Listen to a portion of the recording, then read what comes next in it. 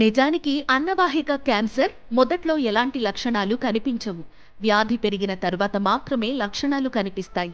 అందుకే దీన్ని silent killer అంటారు. మొట్టమొదట కనిపించే లక్షణం ఆహారం మింగడంలో ఇబ్బంది. తిన్న ఆహారం గొంతులో చిక్కుకున్నట్లు అనిపిస్తుంది. మింగుతున్నప్పుడు నొప్పి వస్తుంది. ఛాతీలో లేదా వీపు భాగంలో నొప్పి అనుభవిస్తారు. బరువు కూడా తగ్గిపోతారు. అలాగే గుండెల్లో మంట తరచుగా వస్తుంటుంది. గొంతు బొంగురు పోవడం, 2 వారాలకు మించి దగ్గు తగ్గకపోవడం కనిపిస్తుంది. ఇంకా దగ్గితే రక్తం రావడం, అజీర్తి, వాంతులు కావడం వంటి లక్షణాలు కూడా ఉంటాయి. ఈ లక్షణాలు ఇతర వ్యాధుల వల్ల కూడా రావచ్చు. అలాగే యాసిడిటీకి కూడా ఈ క్యాన్సర్తో లింక్ ఉంటుంది. మన శరీరంలో అన్నవాహిక మరియు కడుపు మధ్య ఒక కండరం ఉంటుంది. ఇది కడుపులోని స్టమక్ యాసిడ్స్ పైకి రాకుండా ఆపుతుంది. ఈ కండరం సరిగ్గా పనిచేయకపోతే కడుపులోని యాసిడ్ అన్నవాహికలోకి పైకి వస్తుంది. దీన్నే యాసిడ్ రిఫ్లెక్స్ అంటారు.